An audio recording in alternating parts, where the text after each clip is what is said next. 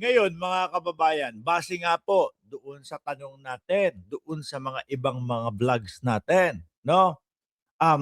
Saan nanggagaling kung totoo man, 'no? Saan nanggagaling kung totoo man yung pondo na ibinibigay daw ho doon sa mga grupo na susuporta at magpapakalat ng mga, maling impormasyon at pekeng impormasyon at paninira kay Pangulong Bongbong Marcos. Yun ang tanong natin mga kababayan.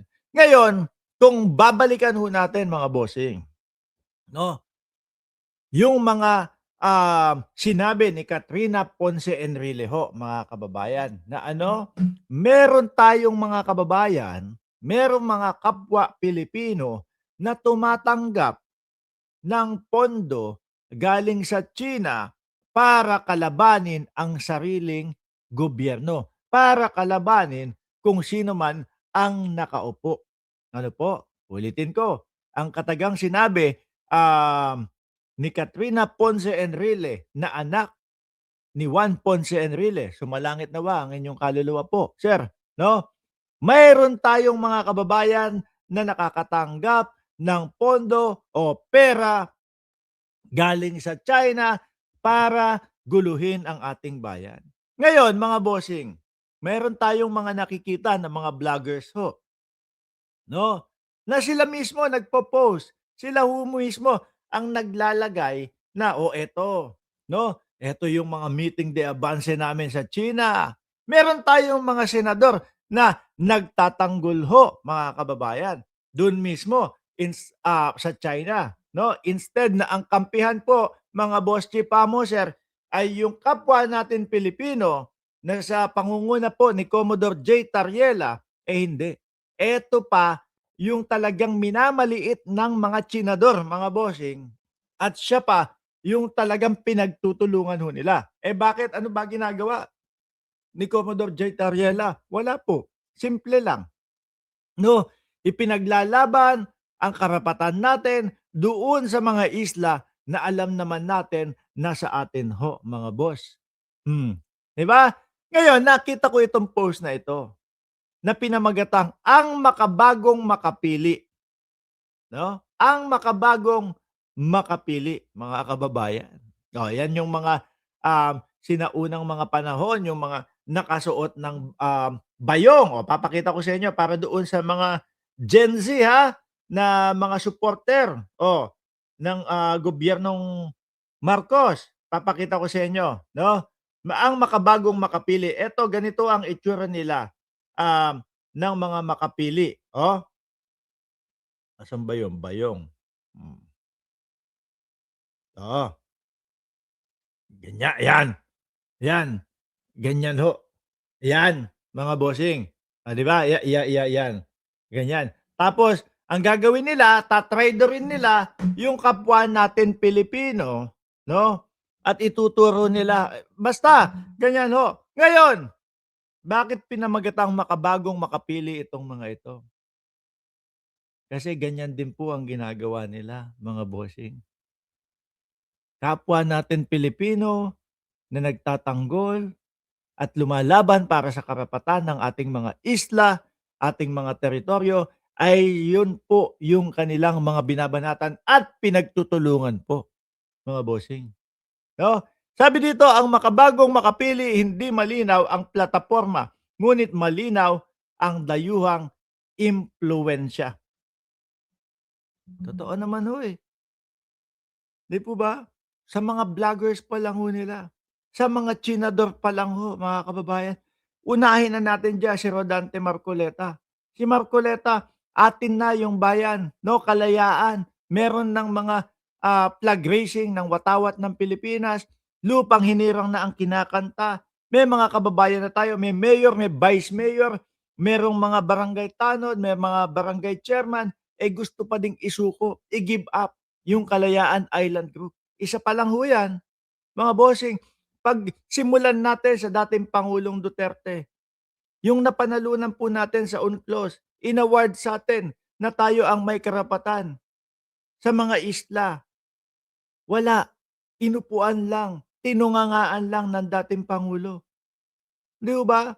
Ngayon mga bossing, kaya po sabi ko, mukhang totoo, yung merong, pera, pondo na nanggagaling sa, China. Bakit po? Anong estratehiya po 'yan? Simple lang, kayo-kayong mga Pilipino diyan, kayo-kayo ang magkagulo, kayo-kayo ang magbanatan. Sirain niyo yung gobyerno ninyo para kapagka sira na, eh, easing-easy na lang sa amin na pumasok diyaan sa Pilipinas, yakang-yaka na. 'Di ho ba? Oh, kayo-kayo magsiraan tapos pagka divided na kayo, conquer naman kami. Madali ang buhay namin, gano'n ho.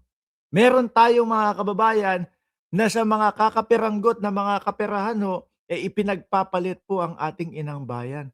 Mga bossing, kung maalala niyo po 'no, yung mga bayani natin, hindi nila alam kung meron pa ba silang, pakikinabangan doon sa ipagtatanggol ang ating teritoryo doon sa mga mananakop or wala na, 'no? Pero ano po ang ginawa nila? Hindi po nila hinayaan na masakop ang Pilipinas. Bagkus wala nga silang sandata, eh, gulok lang po ang gamit, eh, versus po doon sa mga kalaban na mga rifle ang gamit, 'no? Pero hindi ho umurong. Pero yung makikita ho natin mga bossing, etong mga makabagong makapili, makakapal ang mukha, isuko na lang daw po. Oh, para hindi na malito.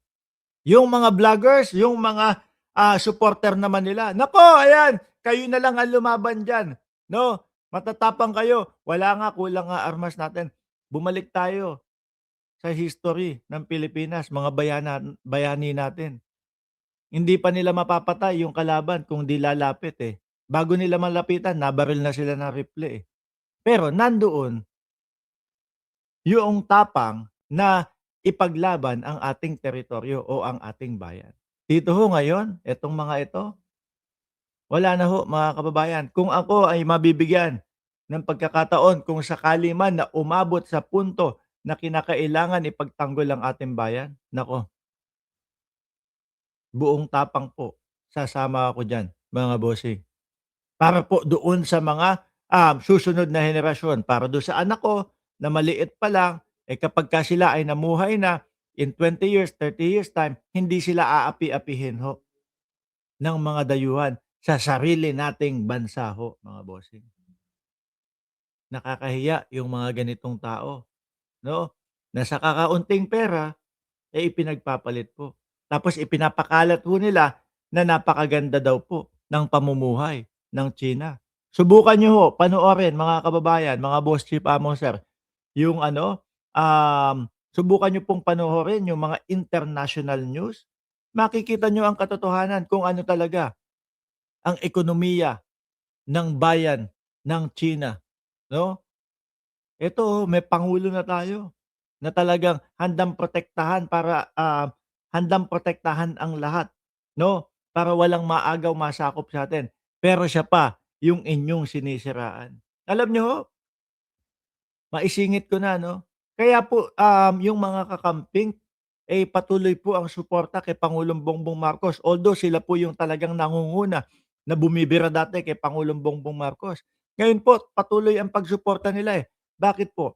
Kasi nakikita nila na talagang ang ating pangulo ngayon ay walang ibang ginawa kundi para sa ikabubuti ng ating bayan. Kaya alam niyo mga bossing, yung ipinapakalat ng mga DDS na Lenny at Sara, Diyos ko po, yan na po yata ang pinakamalabong mangyari. Mas baka pa 'no, kung sakali na talaga si Attorney Leni Robredo ay tatakbo, mapilit siya na tumakbo sa 2028 para sa pagkapresidente, tapos tinambalan ni Bongbong Marcos na ating pangulo ngayon para bisepresidente, iisipin ng tao diyan, galing na si Pangulong Bongbong Marcos doon sa ano, pagpapatakbo ng bansa bilang presidente at eto nasimulan niya na. Iga-guide niya na lang si Attorney Leni Robredo or magsasanib puwersa talaga sila para sa ikabubuti ng bayan. Yun po ang mas ano, ang mas, madaling paniwalaan kaysa doon sa Sara Duterte at Leni Robredo.